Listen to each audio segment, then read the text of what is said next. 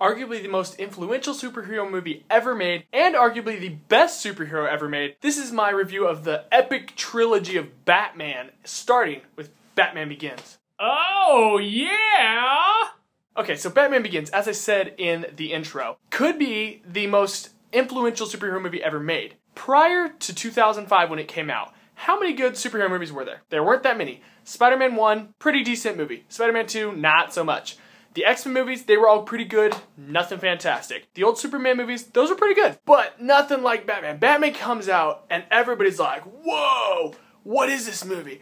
Is it a superhero movie? Is it not? Because it was so dark. People were like, do my kids go to see this? That's the difference. Batman was a superhero movie made for adults that kids could watch. Other superhero movies are kids' movies that adults watch. Big difference. What made Batman so good is after Batman in 2005, you started getting better superhero movies. Right after Batman, then Iron Man comes out. Iron Man was amazing.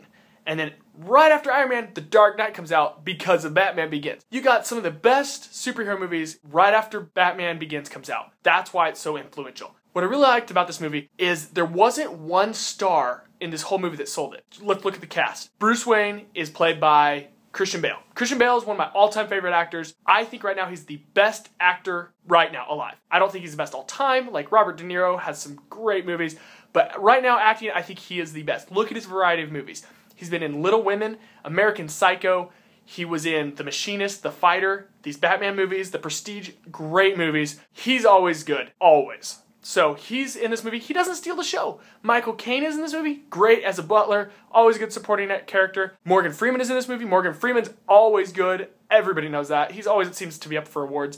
Gary Oldman is in this movie. Gary Oldman just came off of being nominated for Best Actor in Tinker, Tailor, Sailor, Soldier. Great actor, always underrated. Cillian Murphy is in this movie. He's the guy in Inception that they go into his mind. That came after, but I still think he's just as good in this movie, if not better. Ken Watanabe's also in this for a little while. He's an underrated actor. He's always fantastic. And then to close it all off, Liam Neeson is in this movie. Liam Neeson, the man of all men. They made a movie, The Gray. How many other movies could you have just one guy out surviving that would be awesome? None, because Liam Neeson was not in those. He's in this one, it's awesome, he's awesome. He always seems to play a really bad character, like, no matter what he does, he's bad. He plays Zeus in Clash of the Titans. Movie sucked, he was good. He plays Aslan in Narnia, so that means he's God. He's in Taken, he might as well be a god. He's always good, and he's Ra's al Ghul. What cooler name than Ra's al Ghul for Liam Neeson? Loved it. But what really made this movie good was the fact that none of these guys stole the show. You could have taken any of these guys out and traded them for somebody else, and it still would have been a really, really good movie. So if you take Christian Bale out and put some decent actor in there, it's still a great movie. Doesn't matter who you put in there. That's what made this movie so good. Christopher Nolan's the director of this movie. He's my all-time favorite director. I think he's the best director right now also, which is arguable because Martin Scorsese's still alive, and he's still putting out great movies like Hugo, fantastic movie if I've said before. And there's also a couple others. Steven Spielberg, fantastic director. Quentin Tarantino, he's a great director. So you got all these great guys, but I think what sets Nolan apart from Martin Scorsese is that Martin Scorsese does films now like they're old school films, which is what I love about him as a director. He comes out with a movie like Hugo that even though it's like new 3D and everything, it feels like an old school film, which is what I love. He's got the old schoolness in him. Christopher Nolan is at the top of what's hot. I mean, it's like something new's hot, he's making a movie about it. He is the curve that people shoot for. Like, he's up at the top with James Cameron. Those two, if they do a movie together, that would be so awesome. I don't like James Cameron's movies, personally. Christopher Nolan and James Cameron both are like top of the curve. Christopher Nolan's just pumping out these great movies. Prior to Batman, people didn't really know who Christopher Nolan was. He came out with Memento, fantastic movie, and Insomnia, both like psychological thrillers. Then he comes out with Batman. Batman is still a psychological thriller, but because it's a superhero movie, it draws in a bigger audience. People realize, whoa, this guy can direct. Next year he comes out with The Prestige, fantastic movie. Then the next year he comes out with The Dark Knight, which just sold everybody. I mean, everybody loved that movie. And then he comes out with Inception, and now he's coming out with The Dark Knight Rises. I mean, these are 7 or 8 great movies. Watch every one of them. You won't be disappointed. So Christopher Nolan really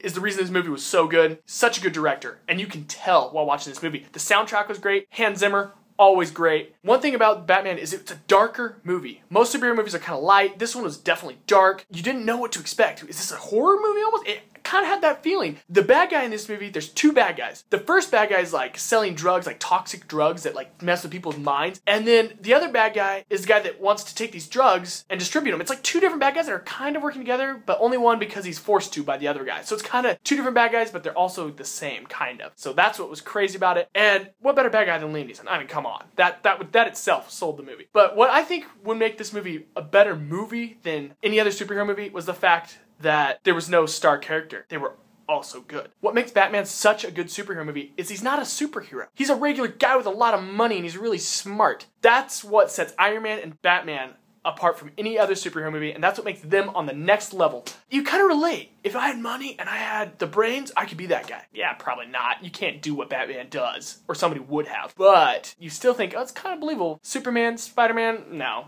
that's not possible. When you know that you might be able to be somebody, that's what makes you go watch this movie. It was epic. I liked The Dark Knight better because the Joker was so good. I mean, he was the best acting performance I've ever seen, favorite acting performance ever. He sold that movie. He is the reason that movie was so good. And people say, without the Joker, The Dark Knight was a trash movie. I beg to differ. And I will reason with you in my next review of The Dark Knight why that movie's still fantastic without him. He just made it even better. Look at Iron Man. Without Robert Downey Jr., the movie would have sucked. That movie would have just been a mediocre movie, but Robert Downey Jr.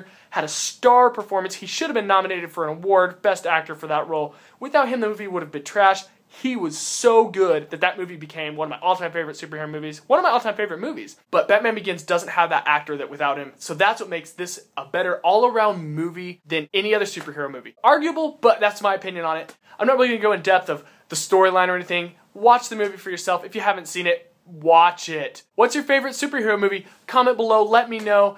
Please subscribe. I really like it when you guys leave comments, so please leave comments. Tell your friends about me. It's good to get my name out. I like doing these reviews, and the more views I get, the more I want to do them. The Dark Knight review will be coming soon. I just need a little more time to do that one because it's going to be epic. I rated this movie a 9 and a 9. 9 for epicness, 9 for awesomeness, and 9 for quality, so 3 9s, I guess. It was so good, but there was just something a little missing about making it a 10. Maybe it was the fact that there wasn't a star actor that just stood out, but that's also what made this movie so good. So it kind of, I don't really know why I'm not giving it a 10, but it's really, really close. It's like 9.5. If I could give a half, I would, but you can't really give halves in these. So 9.5. That's what I give it. I will wait until The Dark Knight Rises comes out on Blu-ray to buy this movie. I think I own it at home. I don't think I own it. I think my family owns it, but I'm gonna buy it on Blu-ray in the trilogy when the pack comes out because it's gonna be so awesome. So that's what I'm gonna be doing in about 6 months when it comes out on DVD. Thanks for watching. As always, peace.